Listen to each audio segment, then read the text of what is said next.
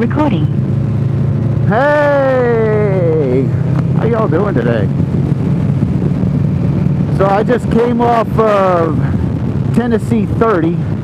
I heard rumor that 315 has brand new pavement. Guess what? 315 has brand new pavement.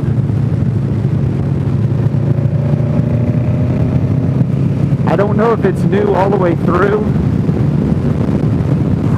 I think it is.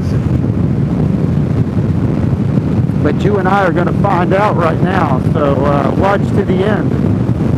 We're gonna see if it has new pavement all the way to the end.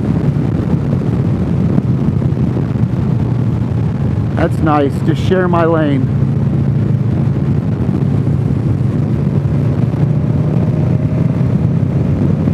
This might be the second time I've been on this road this year.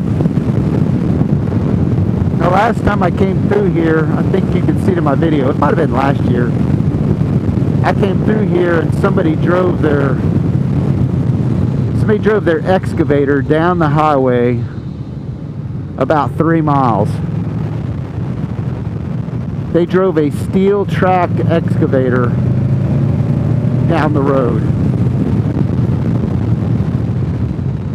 The chunks of dirt and mud and clay were one thing, but the grooves that those steel tracks cut into the road was something else.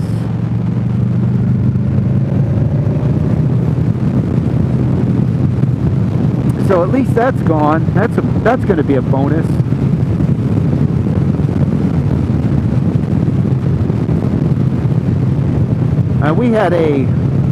We had a terrible storm last night.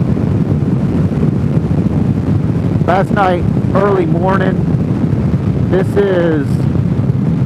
Today is 21st of August. And it's 10 minutes after 11.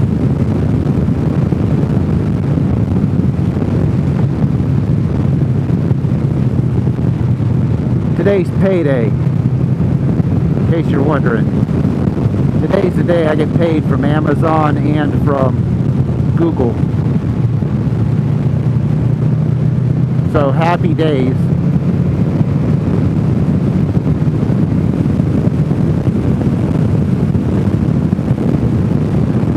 And if you're watching this for the first time, if you're watching my channel for the first time, if you just happen to hit the button to see what I'm talking about, see one of my videos.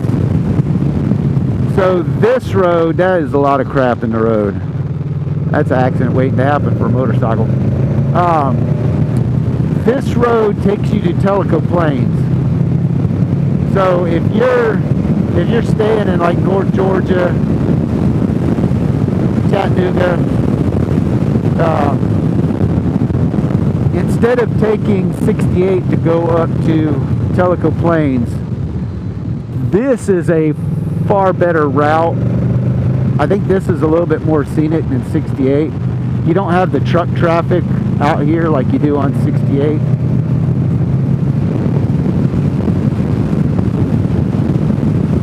Tennessee will actually write you a ticket for sure.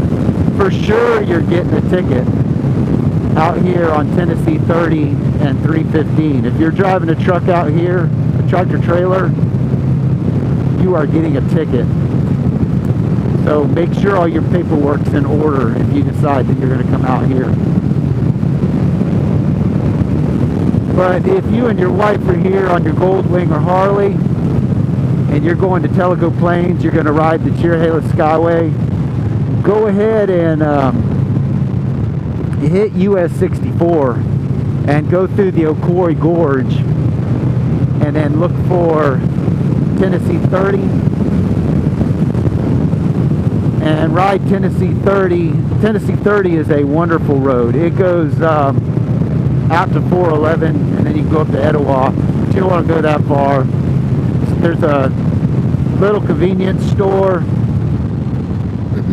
right on the Hiwassee River, and that's a good breaking point. They do have Mexican Cokes, Who doesn't love Mexican Coke, right? So stop, take yourself a break there, get yourself a Mexican Coke, jump back on the bike, and you're on brand new pavement. The pavement on Tennessee 30 is great also. They paved it maybe 3-4 years ago. It's still good. There are some places that a couple years ago when I-40 was closed down, the geniuses and tractor trailers thought this was going to be a good shortcut. Their GPS brought them this way, and they kind of crushed down some of the corners. Their tandems kind of pushed the pavement down, and that's what I'm saying. Tennessee 30 isn't like this road. Tennessee 30 does not have edge of the road like was right there. Where the road stops on Tennessee 30, it's like a 6 or 7, 8 foot drop into a pasture in places. And if you misjudge the turn with your trailer is going to pull you and your cab off the side of the mountain. This is the genius right there. That guy right there. That's where the excavator tracks turned into. So where that bulldozer was,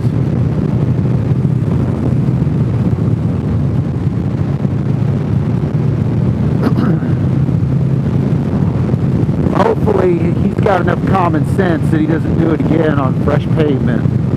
But I doubt it. If he did it once, he's going to do it again. He'll probably do it with that T5 dozer back there. Anyway, so yeah, if you're a trucker, don't come through here. It's not a great idea. This road's not big enough for a tractor trailer. But if you're on your Harley or Goldwing, by all means, you need to be out here checking this out. I hope when you do it, the roads aren't as wet as they are today. But I came out today knowing that all the roads were going to be wet. That is why I'm on a VFR with Pilot Road 5s. Here, I'm gonna put a plug in just to see if YouTube's AI catches it. So I am running Michelin Pilot Power 5s. I'm sorry, I'm running Michelin Pilot Road 5s. The next better one would be Pilot Road 6, Michelin Pilot Road 6.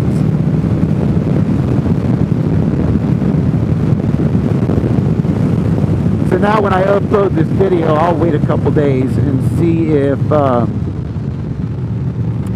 YouTube's AI tagged it. So it's kind of cool when I say something like K&N filter charger, like this bike, I put in a K&N air filter.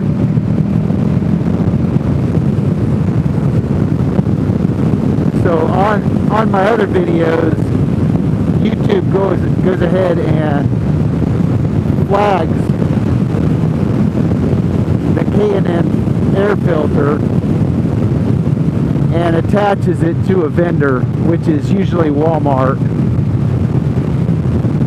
And then I guess if you click on that link, then I get, I don't know, 1% of the sale or something like that. I get the viewers, whenever you click on a link in YouTube, the content creator makes a little bit of money for you clicking that link.